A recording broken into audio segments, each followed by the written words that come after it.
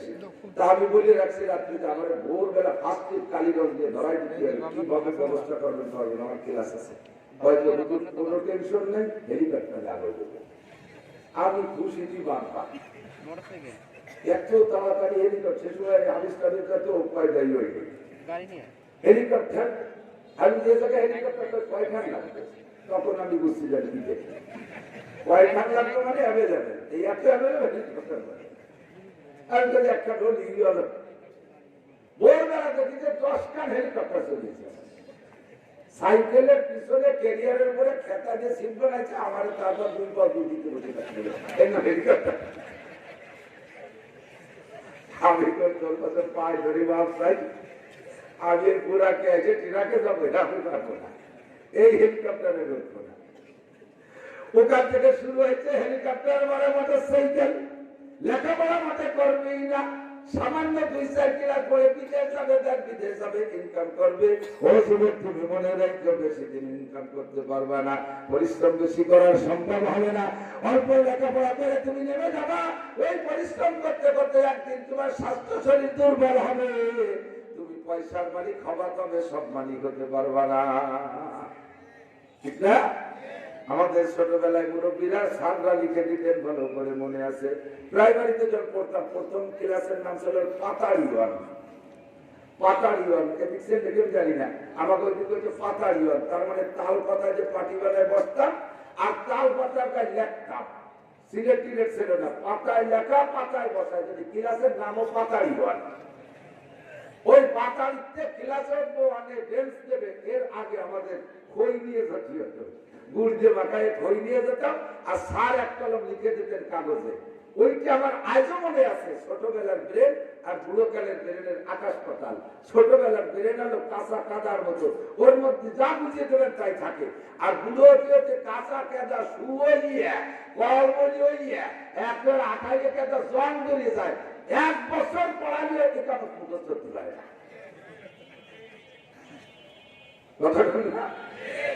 আবার এক চাচারা নিয়ে গেছি তবলিগি, তবলিগি তো কত উসুল আছে আমি শিখাই।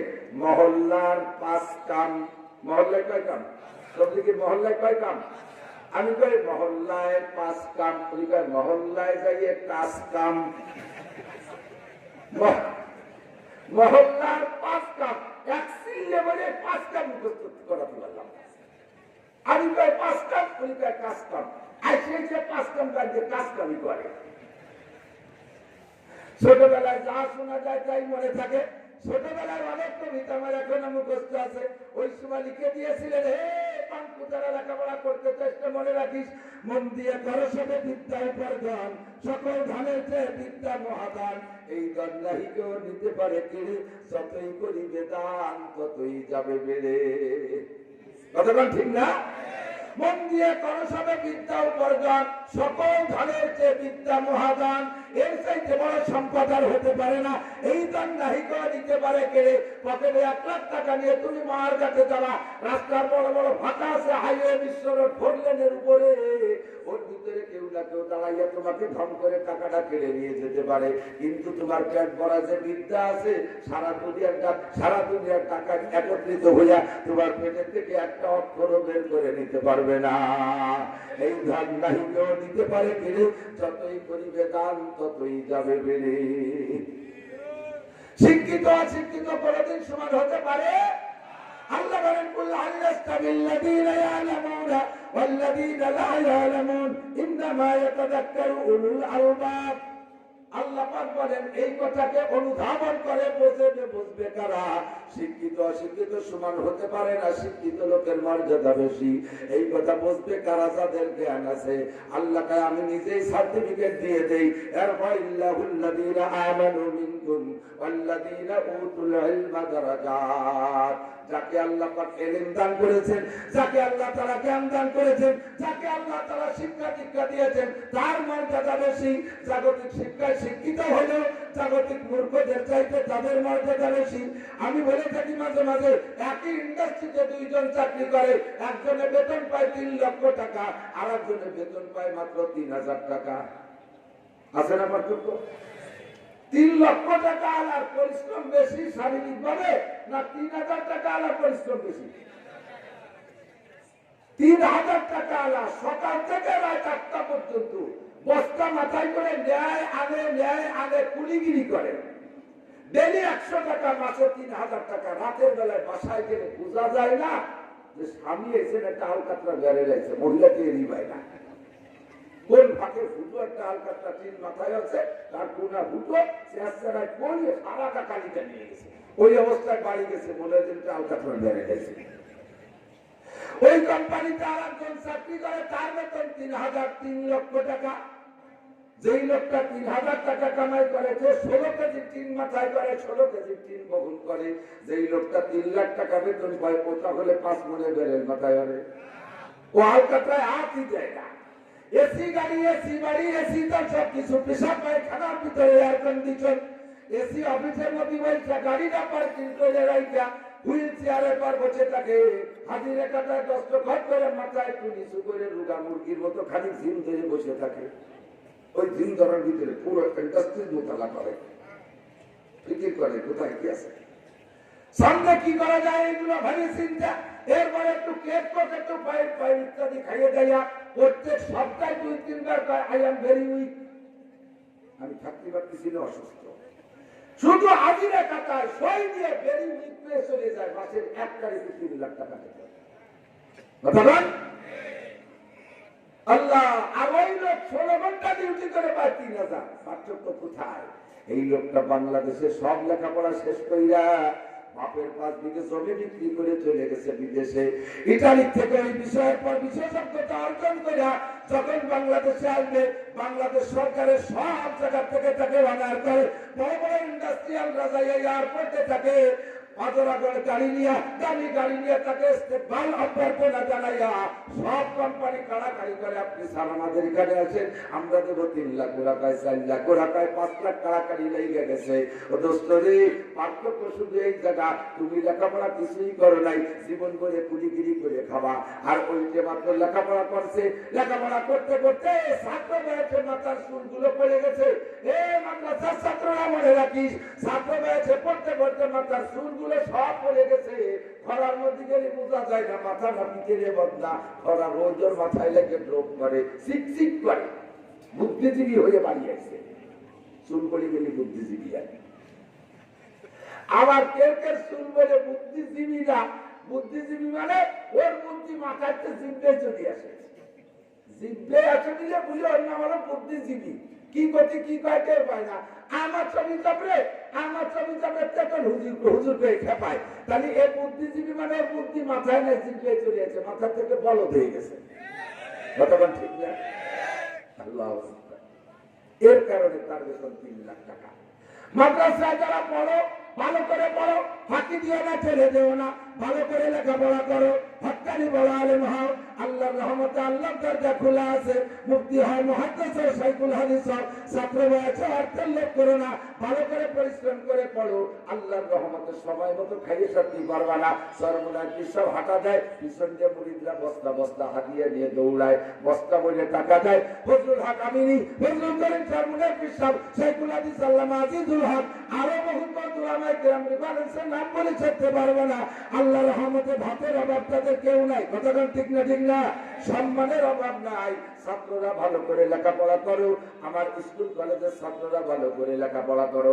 যারা স্কুল কলেজে পড়তেছো তাদেরকে আমি মাদ্রাসায় আসতে বলতেছি না, তুমি স্কুল কলেজেই পড়ো, স্কুল কলেজেই পড়ো, ওখানে পড়ে পড়ে বড় বড় শিক্ষিত হও। আমার জানা মতে একজন বিসিএস ক্যাডার পরের ঘরে সিনকেটে চুরি করে না, একজন ম্যাজিস্ট্রেট পরের কাছে খেজুরের রস চুরিয়ে রেপাইয়ে খাইয়া ঢিলের মধ্যে মুখে থই না, একজন ডিসি চাইয়া পরের মুরগি চুরি করে না, একজন এসপি চাইয়া পরের মেয়েকে অপহরণ দর্শন করতে পারে না।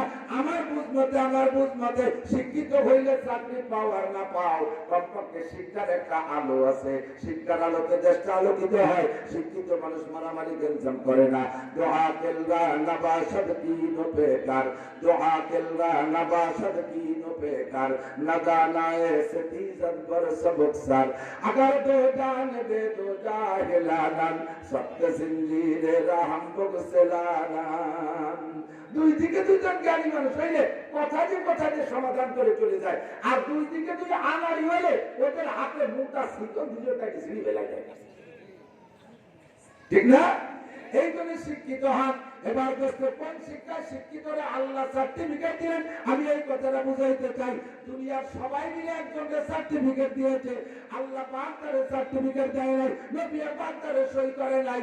আল্লাহু আকবার। ওই লোকটা আল্লাহ আল্লাহর রাসূলের কাছে শিক্ষিত না, ওই লোকটা আল্লাহ আল্লাহর রাসূলের কাছে বিশ্ববিখ্যাত মূর্খ। কথাটা ঠিক না?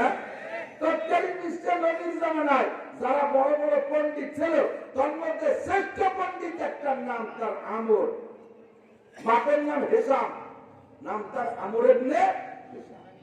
শিক্ষার মাধ্যমে, শিক্ষার বদৌলতে সারা পৃথিবীতে প্রসিদ্ধ ছিল। একটা দেশ ছিল বর্তমানে এশিয়া মহাদেশ, যেটা মহাদেশ, এই এশিয়া মহাদেশ ছিল একটা দেশ, রাশিয়া খুরাসান ছিল রাজধানী, আর এই যত টুকরো দেশ আছে এগুলো ছিল প্রদেশ। সে ছিল সৌদি আরবের, সৌদি আরব প্রদেশের গভর্নর, নাম আমর ইবনে হিসাম। শিক্ষার বলে তাকে সারা বিশ্ব থেকে উপাধি দিয়েছে আবুল হেকাম। আমার শিক্ষিত জনতা ভালো করে মনে রেখে, শিক্ষার বলে, সার্টিফিকেটের বলে সারা বিশ্ব থেকে তার উপাধি দিয়েছে আবুল হেকাম। জ্ঞানীদের পিতা, বিদ্যাসাগর, পণ্ডিতের পণ্ডিত, ইঞ্জিনিয়ারের বাবা, ডাক্তারের বাবা, রাজনীতিবিদদের বাবা, সকলের বাবার বাবা, এত বড় শিক্ষিত। সব শিক্ষা আছে, সব সার্টিফিকেট আছে, একটা সার্টিফিকেট খালি নাই। সেই সার্টিফিকেট হলো কোরআন শরীফ পড়তে পারে না। জোরে কোন কোনটা? একটু কোন কোনটা? সব সার্টিফিকেট আছে, নাই শুধু কোরআন শরীফ।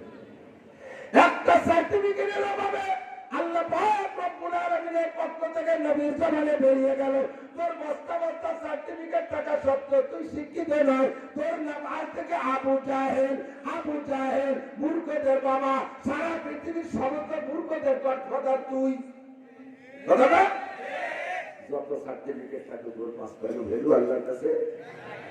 ও দোস্ত, আপনারা যারা কোরআন শরীফ পড়তে পারেন, আমার গ্রাম্য বাবারা অশিক্ষিত, জেনারেল শিক্ষাও নাই, মাদ্রাসায় পড়েন নাই, কোনো মতে একটু কোরআন শরীফ পড়তে পারেন, আপনার সার্টিফিকেটে সই দিয়ে দিয়েছেন বিশ্বনবী মুহাম্মদুর রাসূলুল্লাহ সাল্লাল্লাহু আলাইহি ওয়াসাল্লাম। খায়রুকুম, আমার সাথে পড়েন, খায়রুকুম মান তাআল্লামাল কুরআনা ওয়া আল্লামা। ছোট ছোট পোলাপান গুনাহ দিতে পড়ে, শোনেন না? হাদিস শরীফ কি সুন্দর একটা টান দেয়।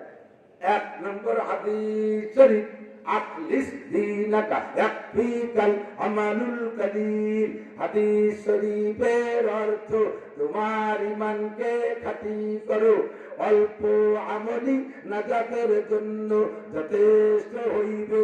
দুই নম্বর হাদিস শরীফ, খায়রুকুম মান তাআল্লামাল কুরআনা ওয়া আল্লামা।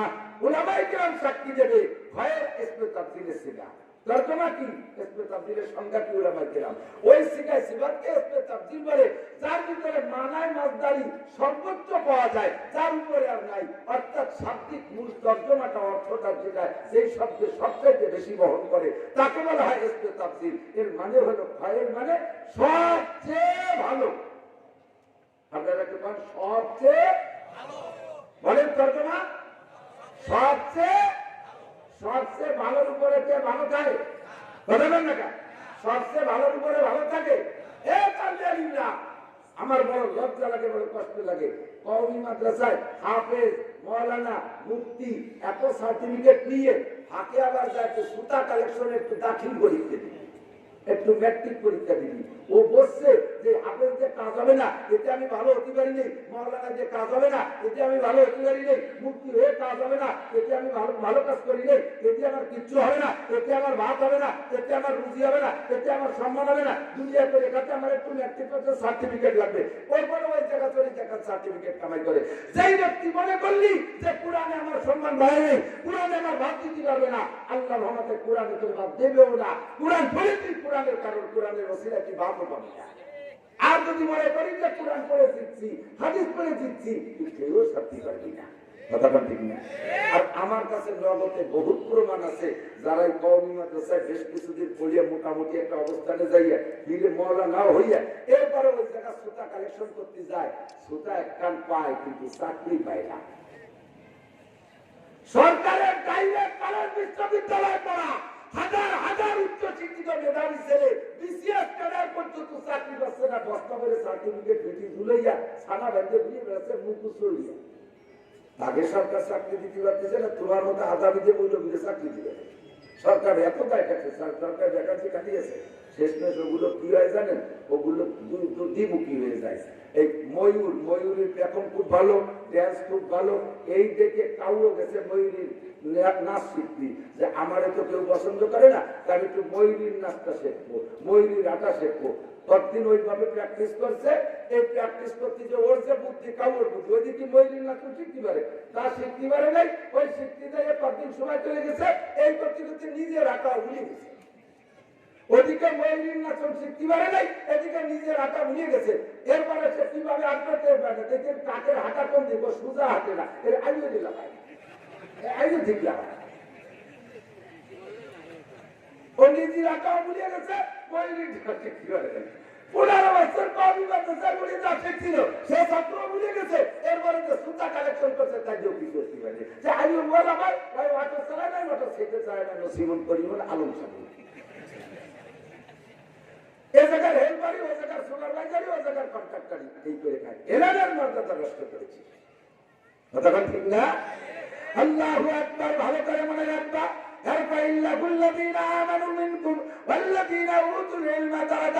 সবচেয়ে ভালো যেই ব্যক্তি কোরআন পড়ে আর কোরআন পড়ায়, তার চেয়ে ভালো আর কেউ হতে পারে না। কতক্ষণ ঠিক দিন না? এই কথা স্বীকার করে আবার অন্য জায়গা যান। আমার মাদ্রাসায় যদি কোনো বড় অফিসার আসে, যদি কোনো জেনারেল বড় শিক্ষিত আছে, তার কায়দায় আমি সম্মান দিই, তারে অসম্মান করি না। কারণ শিক্ষিত মানুষের সম্মান বোঝে, যে যে জগতের মানুষের সেই জগতের মানুষের সম্মান বোঝে। কথাখান থেকে দিন না? বাসে উঠবেন, আমি এই বাটিপাড়ার মোড়ে আইছি, বাটিপাড়ার মোড়ে এসে সে সময় গাড়ি গুড়ি নাই, ওয়াসকরির জন্য কোন জায়গাটা আইছি সকালবেলা, ওই সময় দেখি ওই যশোরের দিক থেকে একজন জুনিয়র জজ, উনিও সরকারি গাড়ি পাই নাই, এই জুনিয়র জজ সরকারি গাড়ি পাই নাই, উনিও রোডে আসে, তো উনিও গোপালগঞ্জ আছে, উনারা আমি চিনি, আমারও উনি চিনি। এই দুইজনই লোকাল বাসে গোপালগঞ্জের দিকে আসবো, তো ওই নিচে দাঁড়ায় আছি, এর মধ্যে লোকজনের ভিড়, তার ভিতরে জজ সাহেব আমি চিনি, আগে গেছি। আর বাসের হেল্পারদের স্বভাব, লোকাল বাসে সেই ওঠে তারই গলা ধাক্কা, পিছের দিকটা উঠার সাথে সাথে জজ সাহেব উঠার সাথে সাথে জজ সাহেবের গলা ধাক্কা, পিছিয়ে না, সামনে দিক হয়েছে, সামনে দিক হয়েছে, ওই পিছনের দিক ধাক্কা। ওই ধাক্কা দেখে আমার বাসের মধ্যে 3-4 জন আমার হাত ছাড়িয়ে দিচ্ছে, আমার সরতা ছেলে, কিন্তু আমি ওই হেল্পারের গলা ধাক্কার ভয়তে ফিরে দাঁড়াইছি, কিন্তু উঠলিও ধাক্কা দেই আমি দেখে, আর জজ দেখে ও তো চেনে না, জজকে যখন এক ধাক্কা দিয়েছি সুপারভাইজার দেখছে, আমি উঠলে আমারও এক ধাক্কা, এই দুইজনের ধাক্কা খাইয়ে নিচে হয়ে যাচ্ছে। জজ সাহেব মিটিয়ে হাসতেছে, জজ সাহেব তো বলতে পারে না যে আমি জজটি গলা ধাক্কা দিতে, তাহলে অপমানিয়ার বাড়িয়ে যায় না, গলিয়ে ধাক্কা খাইয়ে মিটে হাসতে হাসতে কিছু নিচে দেখি, আমিও ধাক্কা খেয়ে যাইতেছি, দুইজনে আমার দুই যাত্রী উঠে আমার একজন উঠে আমার সিট দিয়েছে, সুপারভাইজার জজ সাহেব সিট বানাই দিয়ে এরপরে হেল্পারের কাছে আসছে। আমি দেখি যে কি কয়, হেল্পারের কাছে এসে পাই যে শয়তান, বাসের সময় ছেড়ে দিচ্ছে, শয়তান গলা পানি ধাক্কানো যায়, পিছের যারা ধাক্কাছি দুনিয়ার আমাকে বক্তা মৌলানা নাসির সাহেব বলে একটু লজ্জা পাইছে, ভয় পাইনি, কারণ হুজুর মানে কি হইব, আগে যারা ধাক্কাছি আমাদের গোপালগঞ্জের জজ করলেই ওর আত্মা কালাই গেছে, ও কালাই আমার নামাজ আমি ঘরের গাড়িতে, আমি এখানে চাকরি হচ্ছে।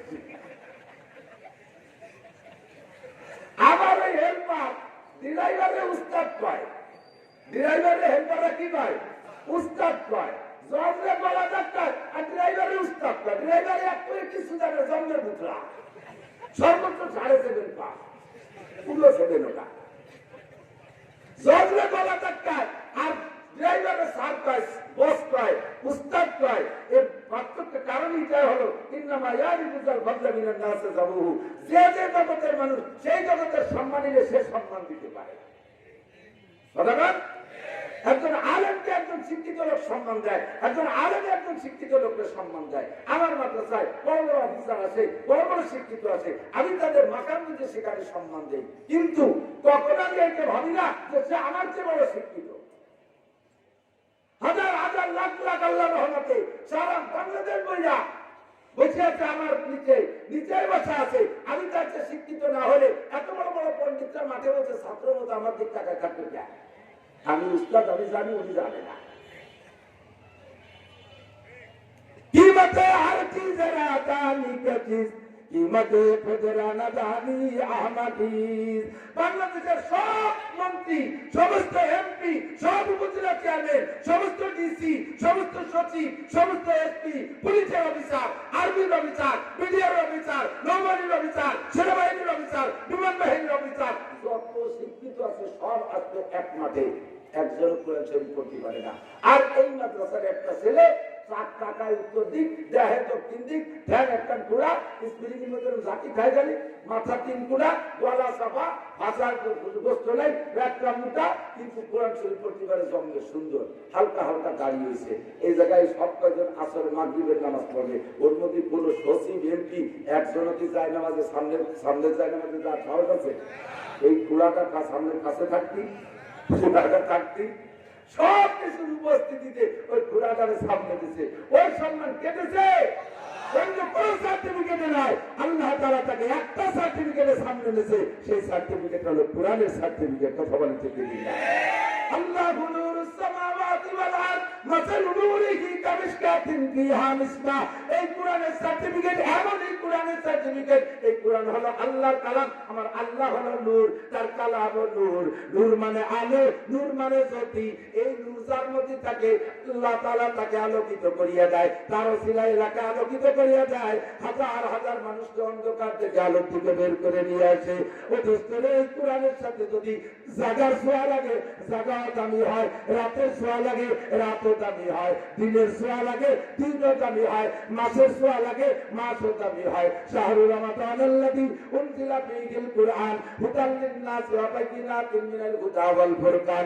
রমজান মাসের দাম হইছে এক মাসের দাম 700 মাসের চাইতে বেশি। কারণ হলো রমজান মাসে কোরআন শরীফ নাযিল হইছে। ঠিক কি না? লাইলাতুল কদর খায়রুম মিন আলফি শাহর। একটা রাতের দাম 1000 মাসের চাইতে বেশি। সেই রাতের দাম কেন? ইন্না আনজালনাহু ফি লাইলাতিল কদর। ওই রাতের দামের কারণ হলো ওর ভিতরে আমি কোরআনে কারীম নাযিল করেছি, ওর মধ্যে আমি কোরআন শরীফ নাযিল করছি। 1000 মাসের চাইতে দামি হয়ে গেছে। দুঃখ লাগে আলেম ওলামা, নিজে কোরআন শিখে নিজের কেন দাম দিতে জানো না? তোমার মধ্যে আল্লাহর কোরআন ঢুকছে, তুমি সব চাইতে দামি। কথা বলেন ঠিক কি না? মক্কা শহরে কিছু হয় না, যারা গেছেন তারা সাক্ষী দেন। দাম হয় না, পাট হয় না, গম হয় না, কলই হয় না, মুসলি হয় না, ফসল টসল কিছু হয় না, ফল ফ্রুটের কোনো গাছ নাই। সরকার বিভিন্ন পার্ক সাজানোর জন্য কিছু খেজুর গাছ আনিয়ে, মন্দিরের খেজুর গাছ আনিয়ে পানি দিতে দিতে সরকারের গলা শুয়ে যাচ্ছে, সে খেজুর গাছের মাথা শুয়ে যায়।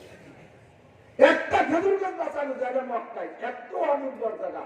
সেই জায়গার দাম কি, সেই জায়গার মান কি, সেই জায়গার সম্মান কি? এত দামি মক্কা কেন, এত সম্মানী মক্কা কেন? যে জায়গার 1 বিঘে জায়গা কিনতি, 1 ফুট জায়গা কিনতি 1 ফুট স্বর্ণ লাগে। এত দামি হয়ে গেছে মক্কা, কারণ হলো মক্কায় আল্লাহর কোরআন নাযিল হয়েছে। কথা বলেন ঠিক কি না? মদিনার নাম চলে আসলেন, ও জায়গা খালি খেজুর বাগান আর খেজুর বাগান, তার কোনো সম্মান আর মান মর্যাদা ছিল না। যেদিন নবী পাক মক্কা থেকে কোরআন নিয়ে মদিনায় গেল, এরপরে মদিনায় কোরআন নাযিল হয়, ইসরাফের নাম পাল্টায় গেছে মদিনা শরীফ। সোনার মদিনা, সারা দুনিয়ার মানুষ সোনার মদিনার পাগল। অথচ ইসরাফের নাম পাল্টায় মদিনা, আর তার সম্মান বাড়াইছে আল্লাহর কোরআনের কারণে। এই কোরআন যার সাথে ছোঁয়া লাগে তারে দামি বানাইয়া দেয়। 12 টাকা দামের রিহাল কাঠের উপরে কোরআন রাখবেন।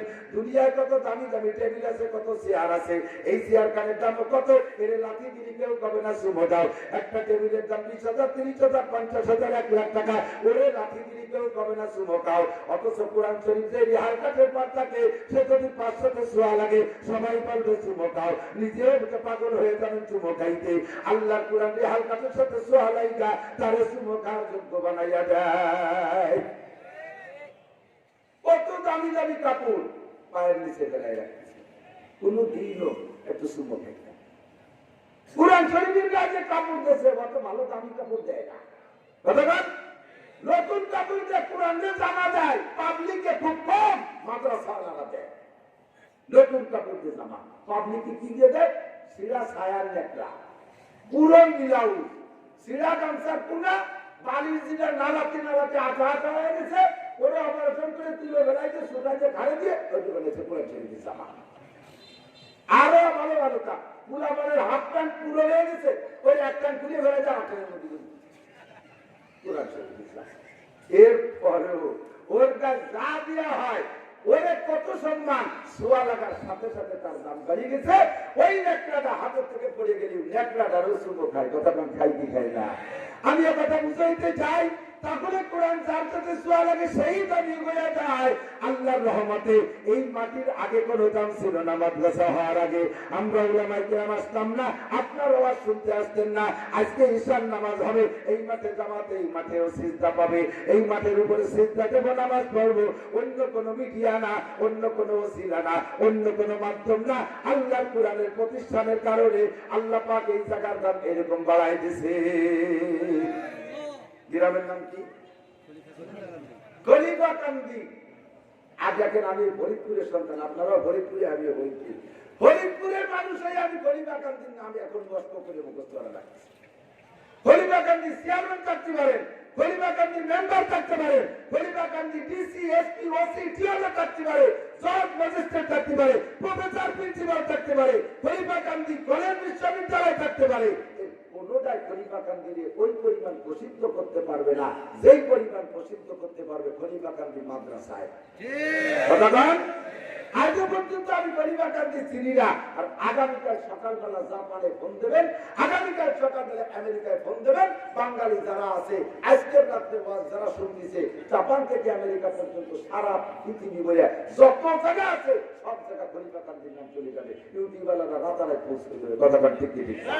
এতদিন পর্যন্ত খলিফাকান্দিরে সরাইতে পারেন নাই, আজকে খলিফাকান্দি ছেড়ে চলে গেলে কিসের ওসিলায়? একমাত্র মাদ্রাসার ওসিলায়, কোরআনের সেবার ওসিলায়। কোরআনে যদি জায়গায় দামি বানাইতে পারে, আমি আরবিতে বলে থাকি সরফুল মাকানে বিল মাকিম, সরফুল মাকানে বিল, আরবি তর্জমা হলো জায়গার দাম বাড়ে আর কমে ওই জায়গায় বসবাসকারীর কারণে। এক গ্রামে ৫,০০০ লোক আছে, নরমাল মানুষ, ভালো মন্দ সব রকম আছে, কিন্তু একটা লোক আন্তর্জাতিক খ্যাতি সম্পন্ন চোর। ওই গ্রামে সবাই স্বাভাবিক, একটা আছে বিশ্ববিখ্যাত চোর।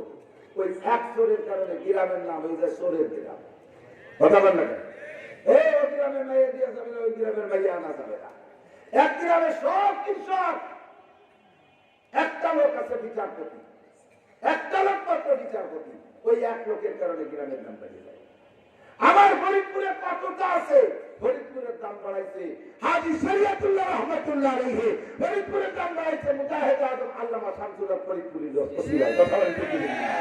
ও দোস্ত, এই একটা মানুষের কারণে দাম, কত দাম আমরা তো বুঝি না। কত গেলে আমার বাদে যাওয়ার, আমিও হজে গিয়েছি, আমি যে একটা ঘটনার সম্মুখীন হয়েছি।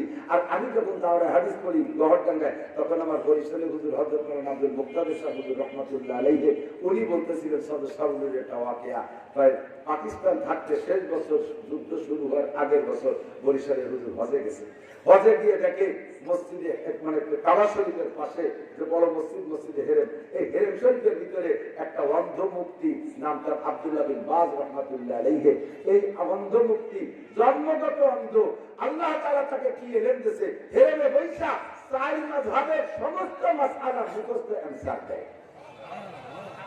জীবনে একটা উর্দু কায়দা শব্দে দেখে নাই, অথচ প্রত্যেক কিতাবের হাওলা দাগ প্রত্যেক নম্বর 30টা নম্বর সব বলে দেয়। অমুক কিতাবে এই মশলা, হানাফি মাযহাবে এই বলে, শাফি মাযহাবে এই বলে, মালিকি মাযহাবে এই বলে, হাম্বলি মাযহাবে এই বলে, চার মাযহাবের মশলা বন্টন করে দেয়। এই ক্লাস শুনে আমি গেছি আব্দুল্লাহ বিন বাজ রহমাতুল্লাহ আলাইহির ক্লাসে, যাই বয়ান শুনছি, আমিও হতভম্ব হয়েছি। বরিশালের হুজুর সে সময় কত বড় আলেম, গহরডাঙ্গা মাদ্রাসার লাইব্রেরিতে কুতুবখানায় যত কিতাব আছে সমস্ত কিতাব হুজুরের 2 বার দেখা হয়ে গেছে। গহরডাঙ্গার কুতুবখানার সব কিতাব 2 বার দেখা হয়ে গেছে। এই সময় যাই শুনে যে আব্দুল্লাহ বিন বাজের এই অবস্থা, উনিকে আমার মনে হয় যে আমি এখনো মক্তবেই ভর্তি হইনি। ক্লাস শেষ, আমি সদস্য আব্দুল্লাহ বিন বাজের কাছে গেছি। যার পরে পরিচয় দিয়ে আসসালামু আলাইকুম ইয়া সাহেব, সালাম দিয়ে বলল সাহেব কাইফা, কেমন আছেন? সালামের উত্তর দিয়ে বলছো ওয়ান্তা কাইফা, তুমি কেমন আছো? বললাম আলহামদুলিল্লাহ। নিনেই না করতে গেছো? জি তুমি বাংলাদেশ। বাংলাদেশ থেকে আসি। বাংলাদেশ পিয়াই সুবা, বাংলাদেশের কোন জেলায়? কি ফরিদপুর, আমার বাড়ি ফরিদপুর। বলার সাথে সাথে জিজ্ঞেস করছে কাইফা হাল শামসুল্লাহ ফরিদপুর। শামসুল্লাহ ফরিদপুর কেমন আছে?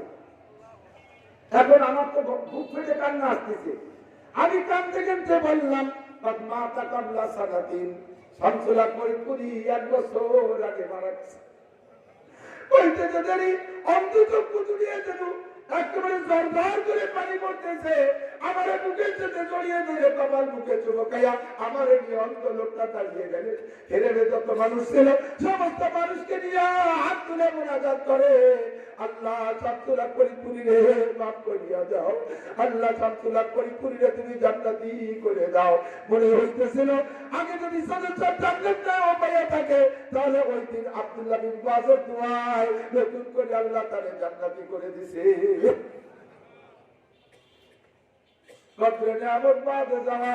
আমরা বুঝি না দোস্ত, চলে যাওয়ার পরে বুঝি, কিন্তু বুঝলে কাজ হয় না। আব্বা মার কত সম্মান, পড়ার পরে আব্বা মা বুঝে কান্দো, কবরের কাছে যে কান্দো, জীবন দেশে আব্বা মার চেহারার দিকে তাকাও না, আব্বা মারে একটু ভালো কিছু কিনে খাও না, আব্বা মার হাতে টাকা দাও না, আব্বা মারে ভালো পোশাক কিনে দাও না, আব্বা মা মারা যাওয়ার পরে গরু সবাইকে মিলাপ দাও, ওকে আব্বা মার কলিজা ভেজে না, আব্বা মারে ভিজেতে হলে জীবন দেশায় কদরে আমার পাতে যাওয়ার নিয়ামত চলে যাওয়ার পরে কদর, ওই কদরের কোনো দাম নাই। কথা বল ঠিক না? ও মুসলমান বাঙালি, ইসলাম আছে কদর বুঝো না, স্বাধীনতা আছে ইসলামের পর এখনো কদর বুঝো না। এই স্বাধীনতা ইসলামের থেকে চলে গেলে তখন কদর বুঝবা। গত কয়েক বছর পর্যন্ত, দীর্ঘকাল পর্যন্ত কত উলামায়ে কেরামের বয়ান শুনেছি, কত উলামায়ে কেরামের বয়ান শুনেছি। আজকে এই বছর বহুত উলামায়ে কেরামের মাঠে দেখি না। এমন করে আল্লাহ না জানি কোন দিন পুরো উলামায়ে কেরামের খেত বন্ধ হয়ে যাবে। সেই দিন সকলে বুঝবা, ওই দিন বুঝায় কোনো কাম হবে না। এখন থেকে উলামায়ে কেরামের মর্যাদা দাও, এখন থেকে উলামায়ে কেরামের কারখানা মাদ্রাসা এর মর্যাদা দাও, তাহলে নিয়ামত থাকবে ইনশাআল্লাহ, জীবন করে আমরা ভোগ করতে পারবো।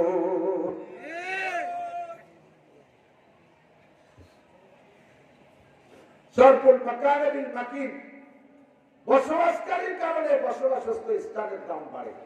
আমি মিসালে বলে থাকি বুঝানোর জন্য, 2টা বোতল কিনছেন প্লাস্টিকের, 1 টাকা দামে 2 বোতল, এক বোতলে 1 লিটার পানিও ধরে, 1 বোতলের মধ্যে 1 লিটার কেরোসিন তেল ঢুকাইছেন, কেরোসিনের দাম 80 টাকা, বোতলের দাম 1 টাকা, সব মিলে 81 টাকা, নাকি বলেন?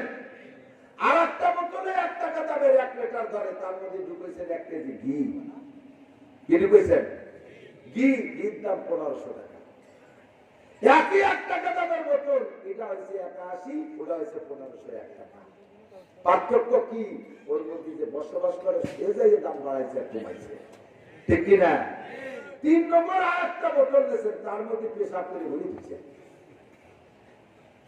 1 বোতলে 1 লিটার কেরোসিন তেল, আর 1 বোতলে 1 লিটার ঘি, আর 1 বোতলে 1 লিটার পেশাব।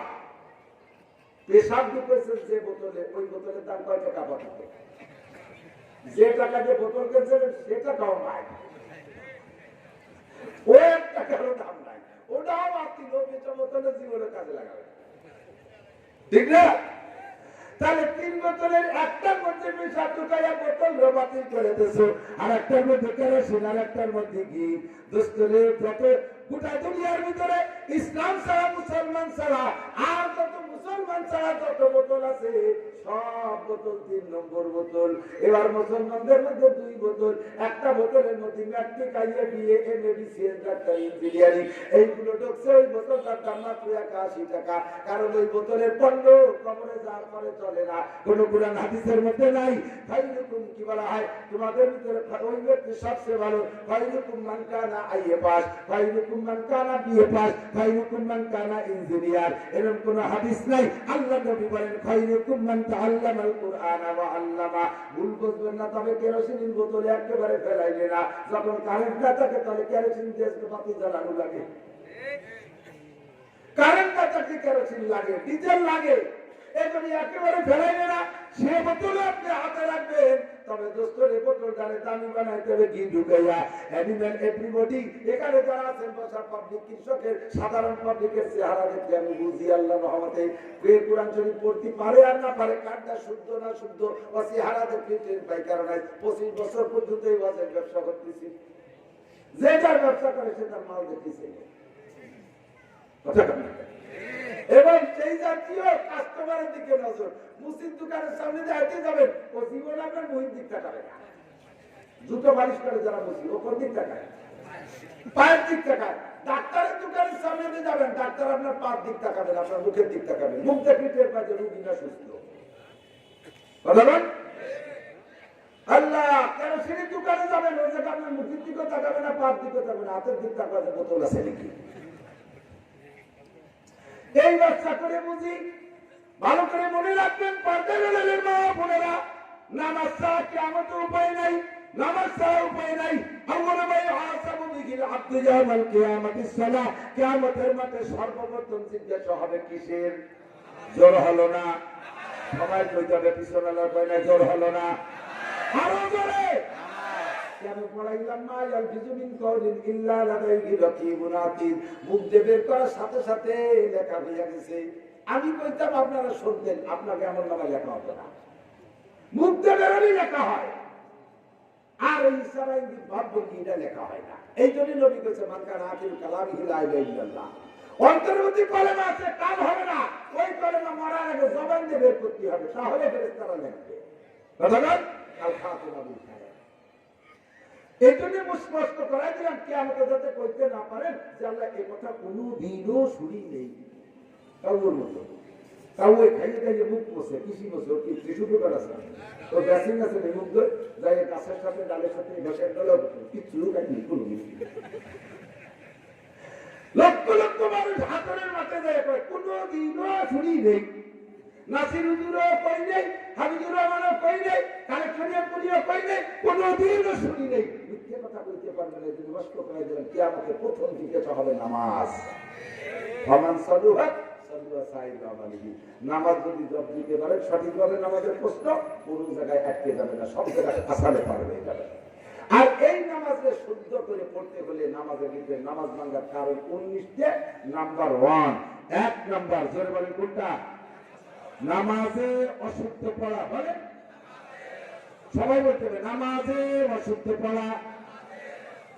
এটাও কষ্ট করে দিলাম, দেখা হয়ে গেল, আমার আর বাদাতি পারবে নাকি আর আটকাতে পারবে এটা। এই অশুদ্ধ কিরাত থেকে শুদ্ধ কিরাত পেটের মধ্যে কোরআন শরীফ ঢুকাই আপনি 1501 টাকা দামের বোতল হতে হবে। যদি কারণ হুজুর নামাজে অশুদ্ধ বললে নামাজ হবে না, তাহলে কি ভাড়া সালাম দেবো? সেটা আপনার ব্যাপার, আমি বলতে পারবো না। যে আপনি ভুল কিরাতে পড়তে থাকেন, আল্লাহ আমার এই দায়িত্ব দেয় নাই। আমি যদি আমার বলেন, অনেকে তো বলতেই বলেন আমি তো যাওয়ার জন্য বলতেছি ভর্তি তাই আল্লাহ তোমার দাঁত ফেলা দেবো তোরা এই কন্ট্রাক্টটা নিয়ে দিতে কিনা তুই পড়াবারে করে কিছু হবে না, সেটা তো আমাকে হলে আমি বুঝতে পারি।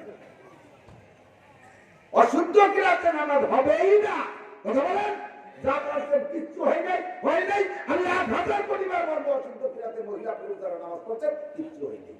একটু সুযোগ আমার কাছে আছে, অল্প একটু সুযোগ আছে। সেটুক হলো আজকের থেকে প্রতিজ্ঞা করেন পেটের মধ্যে 1500 টাকা তবে ঘি ঢুকাবো। যেই কোরআন দিয়ে ওমরের মতো কাফের দাবি হয়েছে, যেই কোরআন দিয়ে 1.5 লক্ষ কাফের সাহাবি হয়েছে, সেই কোরআন আমার পেটের মধ্যে ঢুকাবো। আগামীকালে আমি কায়দা কিনে নিয়ে মাদ্রাসায় ভর্তি হবো। আগামীকালে আমি মসজিদের ইমামের সাহেবের কাছ থেকে পড়া শুরু করবো। এইগুলো কালকে যে কায়দা একখান কিনে নিয়ে বিসমিল্লাহ শুরু করে দেবেন। শুরু করছেন সকালবেলা, বিকেলে আপনি মরে গেছেন। প্রতিবারে নেই। বিগত জীবনের সমস্ত ভুল নামাজে আল্লাহ তাআলা শুদ্ধ করে আমল নামে ধরিয়ে দেবে। এই একটা অফার আছে, আমি এছাড়া দিতে পারবো না। ভুলকে শুদ্ধ করে আমল নামে ভরার জন্য এক্ষুনি আপনার প্রস্তুতি নিতে হবে। মহিলারা বসে বসে ঘন্টার পর ঘন্টা টেলিভিশন, স্টার জলসা, জি বাংলা, এত বড় মোবাইল, ওরে বাবারে মোবাইল, এই বড় বড় মোবাইল কিনে তার ভিতরে ফেসবুক, ইউটিউব, ল্যাংটা ছবি, উলঙ্গা ছবি, জেনার ছবি, যত যা আছে সবকিছু মহিলারা বসে বসে দেখবে। কর্মকাণ্ড সংসার থেকে রিটার্ন, কোনো কাজ করে দাঁত ধরবে না। আগে মহিলারা হাড়ি পাতিলে রান্না করতো চুলায়, এখন সব হয়ে গেছে গ্যাসে। গ্যাসের রান্না খাতে খাতে পেঁয়াজও গ্যাস সিলিন্ডার হয়ে গেছে। প্রেসার কুকারে তরকারি, রাইস কুকারে ভাত, কারেন্টের টাকার ভিতরে সবকিছু, লাকড়ি লুকড়ি কিছু লাগে না, খেতা সেলাই করা লাগে না, 150 টাকা দামের কম্বল, বালিশি বসার সেলাই করা লাগে না, কোনো তা কিছু লাগে না, ল্যাপ কেনা লাগে না, ল্যাপ বানানো লাগে না, কম্বল কিনে আনলে হয়ে যায়, সবকিছু থেকে রিটার্ন। সমাজের কাজে লাগাবে কোন জায়গায়? টেলিভিশন, ভিসিআর আর ফেসবুকের ভিতরে। ও মহিলা, আসল কোরআন শরীফ পড়ো, মাথায় ধরে না, মাথায় ধরে না, পারি চেষ্টা করছো, চেষ্টা করেছো, চেষ্টা করছো, যার পিছনে কত ভালোই পারো। মহিলা 200 গান মুখস্থ করছে, সুবহানাল্লাহ, 200 গান মুখস্থ। এবং প্রত্যেক গানের বাস, ভঙ্গি, ড্যান্স, কোন জায়গায় মাথা নাড়াতে হবে, মনে মাজা নাড়াতে হবে, মনে ফাঁসা নাড়াতে হবে, সব বোঝে। এক করে ঢেউ দিয়ে দিয়ে বুড়ো গান কাটে আর শুনিতে গান দেয়। বিজয় সরকারের গান কি সুন্দর।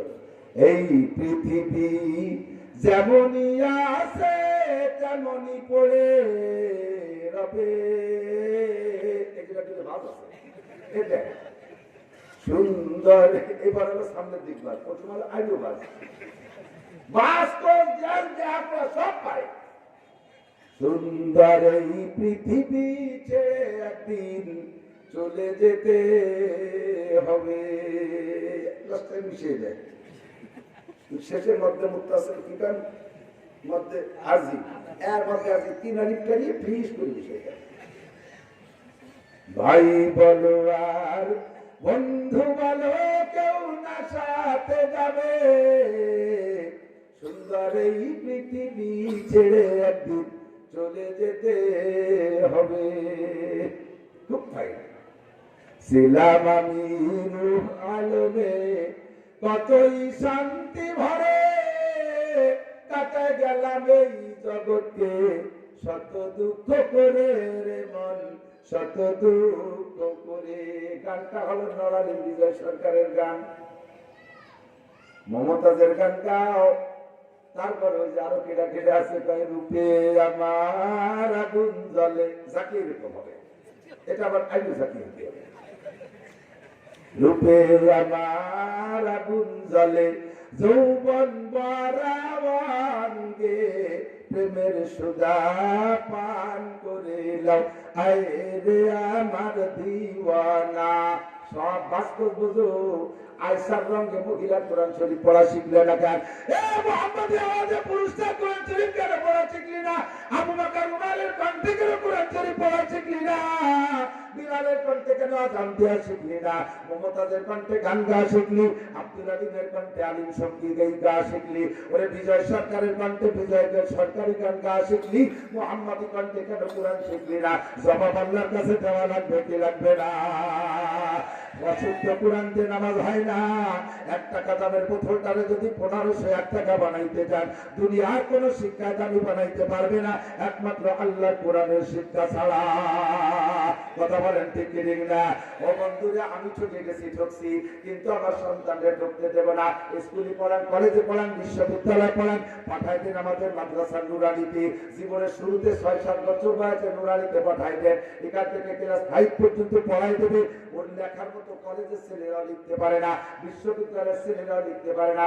মাদ্রাসার ছেলেরা, নুরানির পোলাপান ছেলে মেয়েরা যে সুন্দর লেখে, বোর্ডের ভিতরে যে সুন্দর লেখে, আমি মুফতি মুহাদ্দিস সৈয়দ সাইফুল হাদিস ওইরকম লিখতে পারি না, এত সুন্দর লেখা শেখায় যায়। ওই যে এখান থেকে 5 পাস করে যাবে, হাই স্কুলে যাওয়ার পরে দেখবেন ওই যে হাই স্কুলে 1 নাম্বার হবে। মাদ্রাসার ভিতরে কোনো টিউশন আর প্রাইভেট পড়াপড়ি নাই, উস্তাদরা 24টা ঘন্টা বসে বসে হাতে কলমে একেবারে মুখে মুখে পড়ায় যায়, যা পড়ায় তা আমলে আবার প্র্যাকটিস করা যায়। মেসাব পড়াইতেছে, সাথে সাথে মেসাব শিখাই যায়। পাগড়ি পড়াইতেছে, মাথার সাথে পাগড়িটা পেঁচাইয়া যায়। জুব্বুর মশলা পড়াইতেছে, গায়ে জুব্ব পড়াইয়া যায়। ডিরাকুরুকের মশলা পড়াইছে, ডিরাকুরুকে নষ্ট করা ব্যবহার করা শিখাই যায়। দস্তারখানার মশলা পড়াইছে, দস্তারখানা পিছিয়ে খানা খাওয়া শিখাই যায়। বসার আদব 3 প্রকার, টাইম মতো সময় মতো 3 প্রকারে বসা প্র্যাকটিস করা যায়। স্কুল কলেজে পড়াইছে যায়, এরপরে আর কোনোদিন ছাত্রদের খবর নেয় না। এরপরে যেখানে পড়ে সে জায়গায় পড়ুক না কেন, কোন ছেলে স্কুল কলেজ হাই স্কুলের ছেলেরা ভালো রেজাল্ট করতে গেলে ওই স্কুল কলেজে পড়ার পর নির্ভর করে থাকলে তারা ভালো রেজাল্ট করতে পারবে না। 1টা 2টা 3টে 5টা করে টিউশনি তাদের পড়া লাগে। কথা বলতে কি ঠিক না? ও অথচ এখানে হাতে কলমে শেখা যায় প্র্যাকটিস সেন্টার এইটা। এই জায়গা থেকে আপনার ছেলে মেয়েদেরকে প্রাথমিক শিক্ষায় শিক্ষিত বানাইয়া কোরআন পড়াইয়া তারপরে নিয়ে যান হাই স্কুল কলেজ বিশ্ববিদ্যালয় পড়বে, ও ডাক্তার ইঞ্জিনিয়ার বিজ্ঞানী হবে, তো বসে আল্লাহকে ভুলবে না, আল্লাহকে ভুলবে না। আমি মাঝে মাঝে বলে থাকি আমাদের গোপালগঞ্জের সন্তান কোটালীপাড়া বাড়ি, মাননীয় প্রধানমন্ত্রী সিটে তার বাড়ি, ঢাকা 5 আসনের এমপি জনাব কাজী ফিরোজ রশিদ সাহেব, কাজী ফিরোজ রশিদ সাহেব, তার বাড়ির কাছে মাওলানা হেলালউদ্দিন সাহেব রহমাতুল্লাহ আলাইহি, তার বাড়ির কাছে মাওলানা তাহিরউদ্দিন সাহেব রহমাতুল্লাহ আলাইহি। এই দুজনের নাম কইছি, আবার কইতে গেলে কিচ্ছা এসে যায়। হেলালউদ্দিন সাহেব হুজুর আমার উস্তাদ, আমি আবেদন করেছি, ওনার বড় ভাই সাইফুল হাদিস তাহিরউদ্দিন সাহেব রহমাতুল্লাহ আলাইহি, বড় ভাই আগে মারা গেছে। হুজুর ক্লাসের মধ্যে বলেছেন আমাদেরকে, আমার বড় ভাই মারা যাওয়ার পরে আমাকে ভাই মারা যাওয়ার আগে ওসিয়ত করেছিলেন, হেলাল তুমি আমার কবরে যাইয়া তালকিন দিও। মাইয়াতকে দাফন করার সাথে সাথে চলে না যাওয়া, কাছে দাঁড়াইয়া একজন মানুষ থেকে ওই মন কান্না কিনে সলের জগৎ তালকিন দেওয়া যায়, এটা শুনলেন, তুমি আমার তালকিন দিও। জজবাই জজবাই এটা তো বিশ্বাসটা বলে না, কিন্তু হুজুর যখন জজবাই ছিল তো তখন অনেক গোপন কথা কেউ ফেলে দিতে, ওই দিনে গোপনটা বলে দিলেন, ভাইজানকে দাফন করে সব চলে গেছে, আমি দাঁড়ায় আছি, আমি কান লাগায় শুনি ফেরেশতা জিজ্ঞেস করে মার রব্বুকা। বিশ্বাস আপনারা করাইতে পারবো না আমি জানি, আমার উস্তাদ যা বলবে বলছে আমি তাই শুনতেছি। আমি কবরের কাছে দাঁড়ায় শুনি ফেরেশতা জিজ্ঞেস করে মার রব্বুকা। আমি বললাম ভাইজান বলেন রবিতু বিল্লাহি রাব্বান। আমি বলার পরে আমার ভাইজানও কইল রবিতু বিল্লাহি রাব্বান, আমি শুনছি। এবারে ফেরেশতা কয় ওমা দীনুকা, তুমি কোন ধর্মের? আমি বললাম ভাইজান বলেন দ্বীন ইয়াল ইসলাম, আমাদের ইসলামী দ্বীন বলেন। আমি বলার পরে ভাইজান বললেন, এরপরে ফেরেশতা কয় মান হাযা রাজুলুল লাযী বুইসা ফীকুম। আমি তাও শুনেছি। আমি বললাম ভাইজান বলেন নবী মুহাম্মাদিন নবিয়ান সাল্লাল্লাহু আলাইহি ওয়াসাল্লাম। ভাইজান বললেন, এরপরে ভাইজান বললেন ভাই আমি পরীক্ষায় পাস করে চলে যাও, তারপরে আমি আসছি। কামলে দর খাতে কি রাজসর সওয়ার, নাতে সরদার ঘুরতে খাতে স্তর সওয়ার, উসে কারে পার গোহার বারাত, আসিয়া হাসে বরসর আওয়ারাত। ও দোস্ত আল্লাহর ওলি যারা তারাই বিরতির পায়, এ জায়গা আমি আপনি বুঝবো না এটা কি করে সম্ভব। ওই তাহিরউদ্দিন হিলালউদ্দিন সাহেবের বাড়ির কাছে কাজী ফিরোজ রশিদ সাহেব জাতীয় সংসদে আমাদের আরেকজন সংসদ সদস্য আমার ছবি সামনে ক্রিটিসাইজ করেছে, উলামায়ে কিরামের ঠাট্টা করেছে, সঙ্গে সঙ্গে কাজী ফিরোজ রশিদ সাহেব প্রতিবাদ করেছে। হে জনাব মাননীয় স্পিকার সাহেব, সম্ভবত এই এমপি মহোদয়ের উলামায়ে কিরাম সম্পর্কে তালবি আলিমদের সম্পর্কে কোনো ধারণা নাই। আমি আজকে জাতীয় সংসদে দাঁড়িয়ে বলি আমিও কোরআন পড়নেওয়ালা, আমি হেলালউদ্দিন তাহিরউদ্দিন সাহেবের বাড়ির কাছে মানুষ। এই কথা উনি ভাষায় বলেন না, তবে তর্জমায় আছে। উনি বলতেছেন আমি জানি মাদ্রাসার ছেলেরা কি করে, শেষ রাতে উঠে তারা গোসল কইরা কোরআন শরীফ পড়ে, ফজর পর্যন্ত পড়ে, তারা একটা সবজি কলা খায় না, তারা একটা ডিম সেদ্ধ পায় না, তারা ভিজে ভাজা পরাটা খায় না, ভোরবেলা পাইলে চারটে পান্তা ভাত খায়, আবার তারা কোরআন শরীফ পড়ে, তারা 7 সবক পড়ে। এই 7 সবকের কথা আলেমরা ছাড়া হাফেজরা ছাড়া কেউ জানে না। একজন এমপি হয়ে 7 সবক কি জিনিস, নিশ্চয়ই তার মধ্যে 7 সবকের এলেম আছে। এই যদি সংসদে দাঁড়িয়ে 7 সবকের কথা বলেছেন, কথা বলেন ঠিক ঠিক না? কাজী ফিরোজ রশিদ সাহেব বললেন মাননীয় স্পিকার, বাংলাদেশের হাই স্কুল থেকে নিয়ে বিশ্ববিদ্যালয় পর্যন্ত সব সেক্টরের ছাত্রদের রক্ত পরীক্ষা করবেন। প্রত্যেক 1000 ছাত্র রক্ত পরীক্ষা করলে কমপক্ষে 500 ছেলের রক্তের মধ্যে আবার গন্ধ পাওয়া যায়। আমার কওমি মাদ্রাসার সারা বাংলাদেশের সমস্ত ছাত্রদের রক্ত পরীক্ষা করবেন, একটা ছেলের রক্তের মধ্যে এবার গন্ধ পাওয়া যায় না। এবার খাওয়া ভালো কাজ না, গাঁজা খাওয়া ভালো কাজ না, ফেন্সিডিল খাওয়া ভালো কাজ না, হিরোইন খাওয়া ভালো কাজ না, লুচ্চমি করা ভালো কাজ না, অ্যাসিড মারা ভালো কাজ না, পরের মেয়েকে নিয়ে গাছতলায় বসে বসে জেনা ব্যভিচার করা ভালো কাজ না। আল্লাহর রহমতে কওমি মাদ্রাসার কোরআন পড়নেওয়ালা ছেলেরা এখান থেকে পড়ার পরে যদি ছেলেটা বিশ্ববিদ্যালয়ে যায়, আল্লাহর রহমতে কোরআনে তারে ধরে রাখে, কোরআনে তার মুখ চিপে রাখে, কোরআনে তার চোখে কন্ট্রোল করে, কোরআনে তার হাতে কন্ট্রোল করে, ওই ছেলেটা অন্য ছেলেদের মতো অন্যায় করতে পারে না। ও আমার দেশি ভাইরা যারা স্থানীয় আছেন, দুনিয়ার কর্মকাণ্ড যাহাই কিছু করেন না কেন, ফাঁকে ফাঁকে এসে কোরআনের ঘরের সাথে একটু সম্পর্ক রেখেন, আপনার অর্থ দিয়ে একটু সম্পর্ক রেখেন, আপনার বুদ্ধি দিয়ে একটু সম্পর্ক রেখেন। কিছু করতে না পারেন যদি কমপক্ষে বিরোধিতা করেন না, কমপক্ষে বিরোধিতা করেন না। দুনিয়ায় বেঈমান হয়ে মারবেন, দুনিয়া থেকে বেঈমান হয়ে মারবেন, দুনিয়া থেকে বেঈমান হয়ে মারবেন। আলেম উলামা তালবি